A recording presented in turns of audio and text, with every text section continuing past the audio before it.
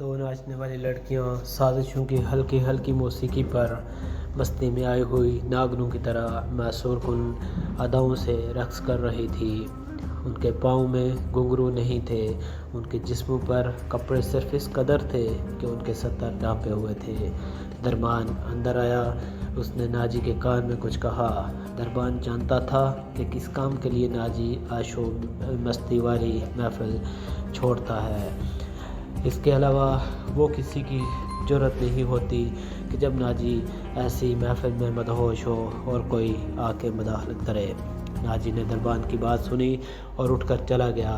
دربان ناجی کو دوسرے کمرے میں لے کر چلا گیا، جہاں ایک ادیر عمر آدمی سوڈانی لباس میں بیٹھا ہوا تھا، اس کے ساتھ ایک جوان لڑکی بھی تھی۔ لڑکی ناجی کو دیکھ کر اٹھ گئی، ناجی اس کا قد دیکھ کر ٹھٹک گیا۔ ناجی لڑکیوں کا شکاری تھا، لیکن وہ لڑکیوں کو صرف ناچ گانے کے لیے ہی استعمال نہیں کرتا تھا، بلکہ وہ بڑے بڑے حکمرانوں، وزیروں اور مشیروں کو ان لڑکیوں کے جال میں پھنسا کے ان کو بلیک میل کرتا تھا، اور اس کے علاوہ وہ ان لڑکیوں سے جاسوسی کے کام بھی لیتا تھا۔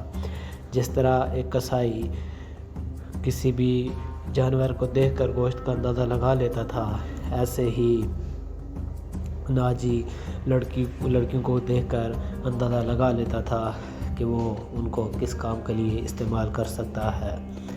کئی سارے لوگ ناجی کے پاس ایسے لڑکیاں لے کر آتے تھے۔ ناجی نے بھی اس آدمی کو بیوپاری سمجھا، اور اس ادیر عمر شخص نے کہا، یہ لڑکی بہت تجربہ کار ہے، ناچ بھی سکتی ہے اور پتھر کو زبان سے میٹھے پانی میں تبدیل کر سکتی ہے۔ اس نے لڑکی کا تفصیلی انٹرویو لیا، لڑکی سے نام پوچھا تو لڑکی نے اپنا نام زکوئی بتایا۔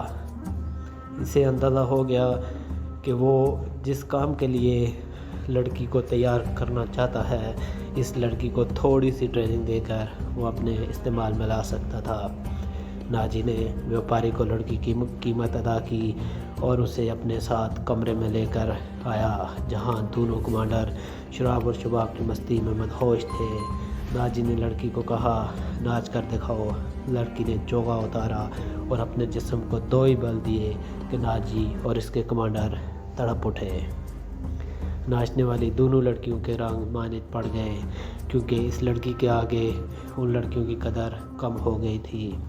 ناجی نے محفل برخاست کی اور لڑکی کو اپنے پاس بٹھایا اور اسے پوچھا کہ تمہیں جو شخص لے کر آیا ہے، اس نے بتایا ہے کہ تم میں یہ قابلیت ہے کہ تم کسی بھی پتھر دل والے شخص کو بھی موم کی طرح پگھل سکتی ہو۔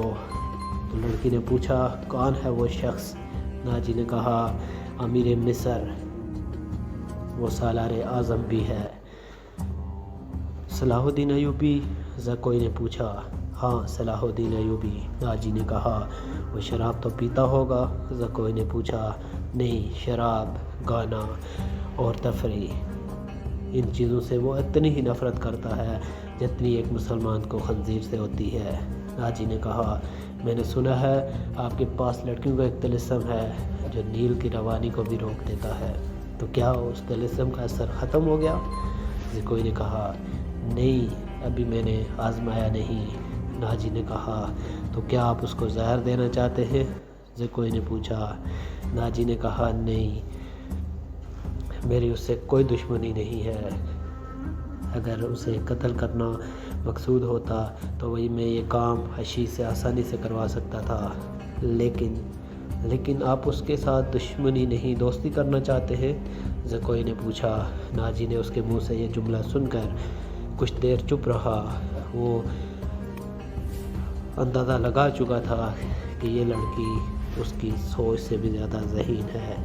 ناجی نے اس کے ملائم بالوں پر ہاتھ پھیرتے ہوئے کہا، ہاں، میں اس کے ساتھ دوستی کرنا چاہتا ہوں، ایسی دوستی کہ وہ میرا ہم پلہ ہم نوالا بن جائے، پھر میں جانتا ہوں کہ آگے وہ میرے کس کام آ سکتا ہے۔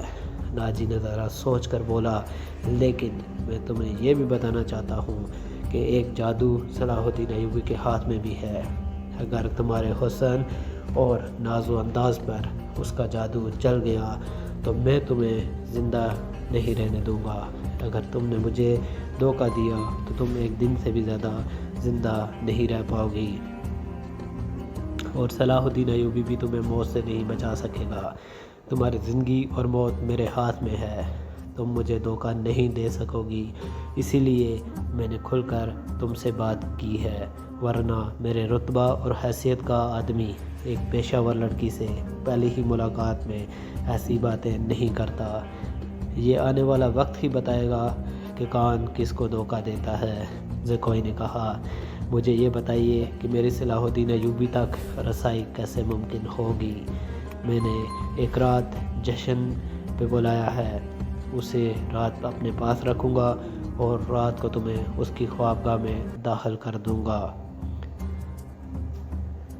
ناجی نے کہا، اور میں نے تمہیں اسی مقصد کے لیے اپنے پاس رکھا ہے۔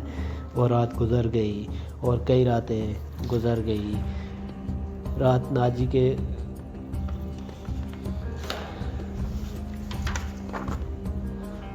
سب بتاتا رہوں گا۔ میں نے اس کے گرد جاسوسی کی ایک ایسی دیوار چھوڑی ہے جس کی آنکھیں اور کان دونوں ہیں۔ یہ دیوار اب متحرک بھی ہو چکی ہے۔ یوں سمجھ لیں کہ میں نے اسے اپنی جاسوسی کے قلعے میں قید کر دیا ہے۔ سلطان صلاح الدین ایوبی کو علی بن سفیان پر اتنا بھروسہ تھا کہ اس نے درپردہ کارروائی کے بارے میں بھی نہیں پوچھا۔ علی نے اس سے پوچھا، معلوم ہوا ہے کہ وہ آپ کو جشن پر مدعو کر رہا ہے، اگر یہ بات صحیح ہے تو آپ جشن پر اس ٹائم جائیے گا جب میں آپ کو بتاؤں گا۔ صلاح الدین ایوبی اٹھا اور ہاتھ پیٹھ پیچھے رکھ کر ٹہلنے لگا۔ اس کی آہ نکل گئی اور پھر وہ رک گیا اور بولا، بن سفیان، زندگی اور موت اللہ کے ہاتھ میں ہے۔ بے مقصد زندگی سے کیا یہ بہتر نہیں کہ انسان پیدا ہوتے ہی مر جائے؟ کبھی کبھی یہ سوچ دماغ میں آ جاتی ہے کہ وہ لوگ شاید خوش نصیب ہیں جن کی قوم حص مر جاتی ہے، جن کا کوئی کردار نہیں ہوتا، بڑے مزے سے جیتے ہیں اور وہ اپنی آئی پر مر جاتے ہیں۔ وہ بد نصیب ہے امیر محترم۔ علی نے کہا، ہاں بن سفیان۔ صلاح الدین ایوبی نے کہا، میں جب انہیں خوش نصیب کہتا ہوں تو یہی بات معلوم نہیں کون میرے کان میں کہہ دیتا ہے جو تم نے کہی ہے، مگر سوچتا ہوں کہ ہم نے تاریخ کا دائرہ اس موڑ پر نہ بدلا تو ملت اسلامیہ بکھر کر وادیوں اور جنگلوں اور صحراؤں میں کھو جائے گی۔ ملت کی خلافت 3 حصوں میں بٹ گئی ہے۔ اب یہ منمانیاں کر رہے ہیں اور صلیبیوں کے اعلی کار بنتے جا رہے ہیں۔ مجھے یہ ڈر بھی محسوس ہونے لگا ہے کہ مسلمان اگر زندہ رہے تو ہمیشہ صلیبیوں کے اعلی کار بنے رہیں گے۔ وہ اسی چیز پر خوش رہیں گے کہ زندہ ہیں مگر قوم کی حیثیت سے وہ مردہ ہوں گے۔ ذرا نقشہ دیکھو علی، آدھی صدی میں دیکھو ہماری سلطنت کا نقشہ کتنا سکڑ گیا ہے۔ وہ خاموش ہو گیا، سر جھکا کر ٹہلنے لگا، پھر رک گیا اور سر کو جھٹک کر علی بن سفیان کو دیکھا، کہنے لگا، جب تباہی اپنے اندر سے اٹھے تو اسے روکنا محال ہوتا ہے۔ اگر ہماری خلافت اور عمارتوں کا یہی حال رہا تو صلیبیوں کے ہم پر حملے کرنے کی ضرورت پیش نہیں آئے گی۔ وہ آگ جس میں ہم اپنا ایمان، ہم اپنا کردار اور ہم قوم جلا رہے ہیں، اس میں صلیبی آہستہ آہستہ تیل ڈالتے رہیں گے۔ ان کی سازشیں ہمیں آپس میں لڑاتی رہیں گی۔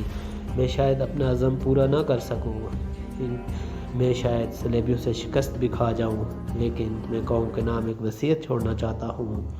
وہ یہ ہے کہ کبھی کسی غیر مسلم پر بھروسہ نہ کرنا، ان کے خلاف لڑنا ہے تو لڑ کے مر جانا، کسی غیر مسلم کے ساتھ کبھی کسی بات پر سمجھوتا اور کبھی کوئی معاہدہ نہ کرنا۔ آپ کا لہجہ بتا رہا ہے جیسے آپ اپنے عزم سے مایوس ہو گئے ہیں۔ علی بن سفیان نے کہا، مایوس نہیں۔ صلاح الدین ایوبی نے کہا، جذباتی۔ علی، میرا ایک حکم متعلقہ شعبے تک پہنچا دو، بھرتی تیز کر دو اور کوشش کرو فوج کے لیے زیادہ سے زیادہ ایسے آدمی رکھو جو جنگ کا تجربہ حاصل کر چکے ہوں۔ ہمارے پاس اتنی لمبی تربیت کا وقت نہیں ہے۔ بھرتی ہونے والوں میں کم مسلمان ہونا لازمی قرار دو اور تم اپنے لیے ذہن نشین کر دو کہ ایسے جاسوسوں کا ایک دستہ تیار کرو جو دشمن کے علاقے میں جا کر جاسوسی بھی کرے اور شب خون بھی مارے۔ یہ جان بازوں کا دستہ ہوگا، انہیں خصوصی تربیت دو ان میں یہ صفات پیدا کرو کہ اونٹ کی طرح زیادہ سے زیادہ عرصہ پیاس برداشت کر سکیں، اونٹ کی نظر عقاب کی طرح تیز ہو، ان میں سارا ایک لومڑی کی مکاری ہو اور وہ دشمن پر چیتے کی طرح جپٹنے کی مہارت، دلیری اور طاقت کے مالک ہوں، ان میں شراب، حشیش وغیرہ کی عادت نہ ہو اور وہ عورت کے لیے برف کی طرح یا ہو۔ بھرتی تیز کرا دو۔ بن سفیان، میں ہجوم کا قائل نہیں ہوں، مجھے لڑنے والوں کی ضرورت ہے، خواہ تعداد تھوڑی ہی ہو مگر ان میں قومی جذبہ ہو اور وہ میرے عزم کو سمجھتے ہوں، کسی کے دل میں یہ شبہ نہ ہو کہ میں انہیں کیوں لڑا رہا ہوں۔